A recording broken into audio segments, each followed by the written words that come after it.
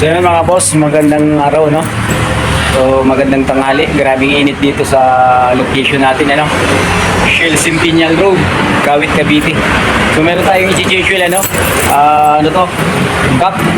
So ito yung susi ano, iniwan lang ni Madam. So kukunin natin doon sa ano parking. Ang init. Ayan no. Grabe. Eh si paring Homer kahit mainit, papugi points pa rin no. Kaya nga. So ito nga pala yung gag ano. Nandito yung kasa, hindi na lang pinachinsuin sa kasa. Kaya nga eh. Ito yung kasa oh, katabi lang ng gili. Pero hindi dinala ni Madam ano, dito pa rin sa atin dinala. So bumili lang siya ng oil filter. Ayan, gag. Init. Ah!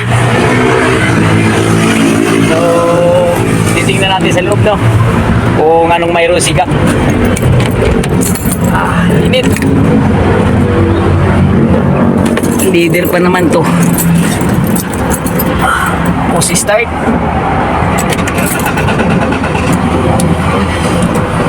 Ba't gano'n?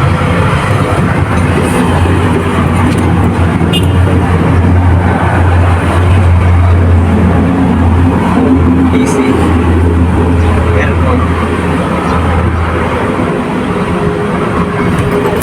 So, lipat na natin.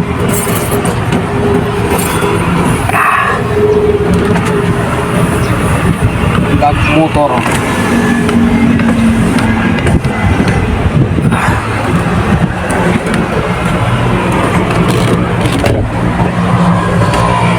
Kanyang footbrake dito.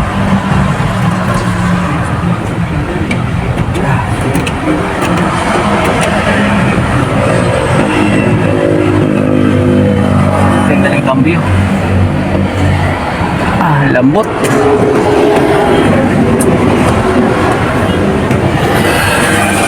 Ang lambot bigat. Ito. Ah.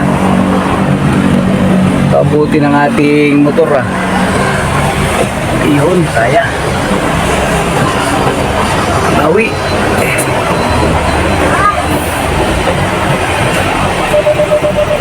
Oops.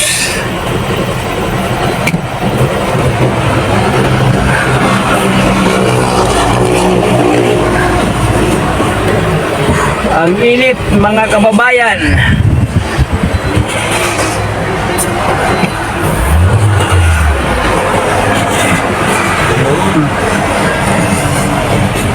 Ay marunong ah.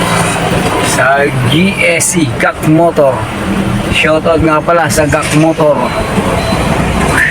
Grabe ang init. Neutral natin.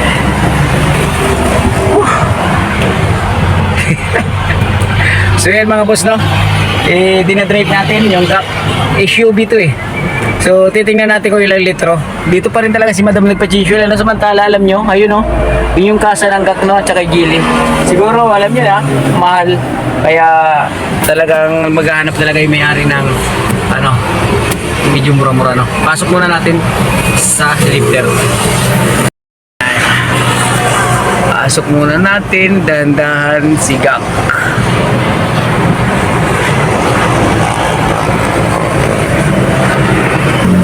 So ito nga pala yung loob ni Gak ano. Ayan o.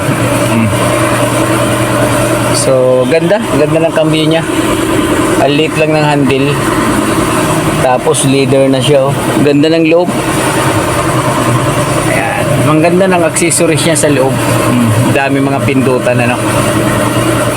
Tapos ito yung handbrake. Automatic naka-handbrake na kagad siya oh, pagka nilagay mo sa park. So hindi ka na pipindot. Pipindutin mo na lang to na park niya. Yung handbrake niya is pag-aandar ka na. Dito yung bukasan ng hood. So patayin na natin. Few moments later. Ito mga kaibigan yung kanyang makina no. Tanggalin natin takip. Yun. So ito yung makina.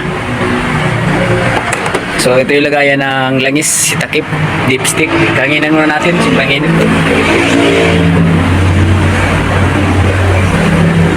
Roland. Yan yung itsura ng makina niya. Ang gulo, no? Grabe. So ito mga kaibigan, ano, gumamit tayong flashing oil kay GAC, no? Yan, oh. Sinalo na natin sa lumang langis, tapos paanda rin natin ng 3 minutes. Okay? So yung lagayan ng langis niya ay napakalit ng butas.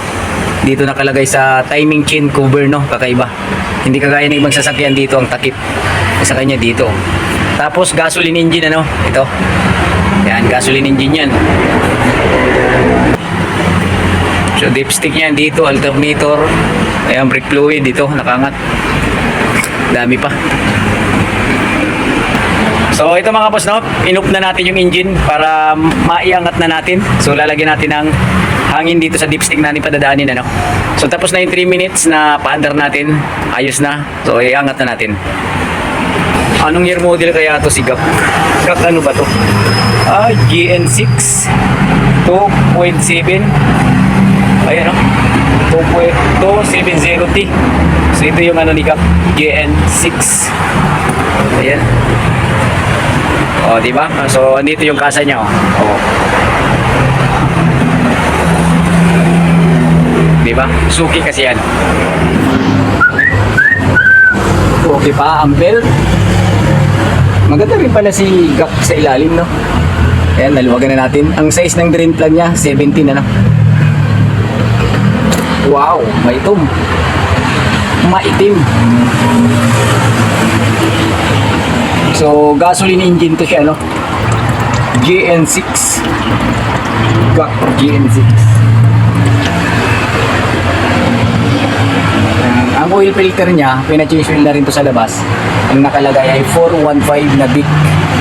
So, yun na yung oil filter na nakalagay sa kanya. Yun. Tatanggalin natin. Para sure. Kasi papalitan naman talaga to ng oil filter.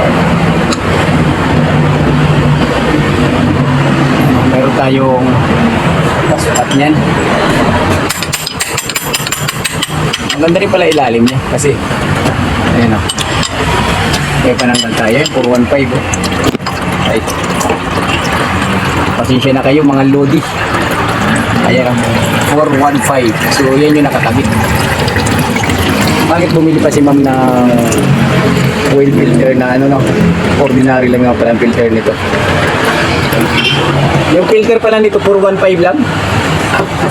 Oo. Hindi pa. Hindi, parang may na-chisel na dito tayo. So ito mga kaibigan, ano, ito nga pala yung gagamitin nating langis. Try muna natin sa 5 liters kasi sila ito ni Inuba, katawan, tapos ang makina ano, parang 2.0 2.7 gano'n. Bumili siya ng oil filter, no? Original, tapos may kasama ng washer. Ayan yung mga ginamit natin, gagamitin natin sa kay GAC na GN6 na GAC. Flashing 6 liters. So subukan muna natin kasi may dipstick naman. Tatansyahin lang muna natin laman, ano, para ba hindi pa tayo sure kung ilang litro ang papasok doon. Okay mga boss, so patutuluin muna natin ito ng ayos. Dito lang, drain plug, tapos oil filter. Yan, halos magkatabi lang sila. Wala pa hirap-hirap. Busin nyo, may crack na. Malamang sa malamang, buo na to. Suspension arm. Magkabila na. Tie rod, may nakukuha kaya nito. Sira na rin, ah. Dalawa na. Tie rod sa karakit. Suspension arm bushing, ball joint, mga palitin na yan. Siguro mataas na tinatakbo nito. Sila kinaino ba?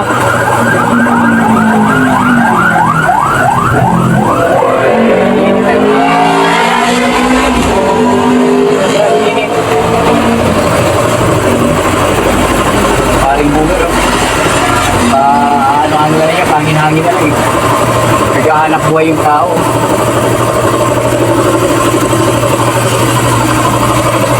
So, hangin na muna natin.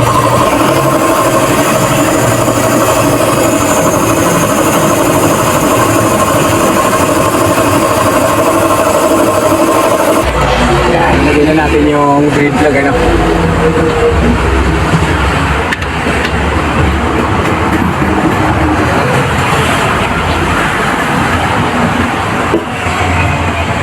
Tapos yung oil filter.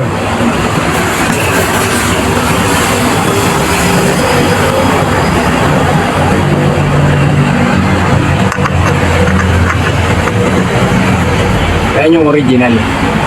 So, kanina kasi nakalagay 415. So, ibig sabihin, J-Swell na to sa labas. Okay, so higpitan na natin ano, ng talagang suwabing-suwabi na hindi siya magkakaroon ng leak. Ayan, nakalagay na siya, nakalapat na. So, ito mga bossing, no? Mga load, sasali na natin. Try muna natin siya sa 4 liters, tapos chichikin natin. Chikin natin siya ulit. Gara ng salinan niya, oh.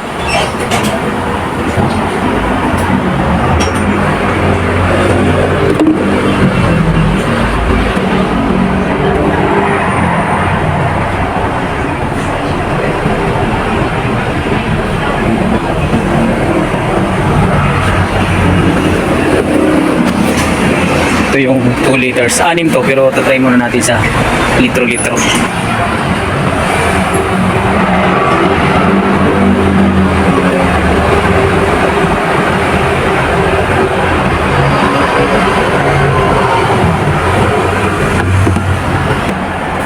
Yan, gumamit na tayo mga loads ng imbudo, baka sumablay pa eh.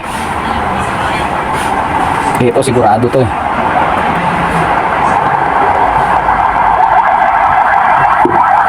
Yan, tignan natin sa dipstick, no, kung sa 4 liters kasya na. So subukan muna natin siyang pandarin kasi sa 4 liters sakto na yung langis niya eh. Para yung oil filter pag nalagyan, so baka magbawas pa yun sa 4, no, baka 4.5. Ang tagal bago umandar, no? So hindi natin napakita kanina sa video yung matagal bago umandar yung makina, no? Mahaba redundo. So pinandar muna natin kasi sa 4 liters chinik natin yung langis, sakto na.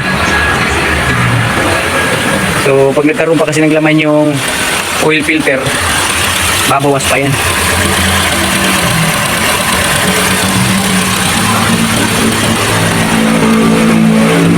Ganda naman ang andar eh. Kaya nga lang mahaba yung redundo niya bago umi-start. Baka yung fuel pump nito. So patayin natin siya ulit, chichikin natin ang langis, tapos mamaya videoan natin, paandarin natin kung gaano kahaba yung redundo, ano. Napakahaba. So okay mga boss, so i-off muna natin yung engine para ma-check natin langis. Yan, off natin. Push button. Ang haba kanina ng redundo ah. So, checkin natin ang naka-andar na siya.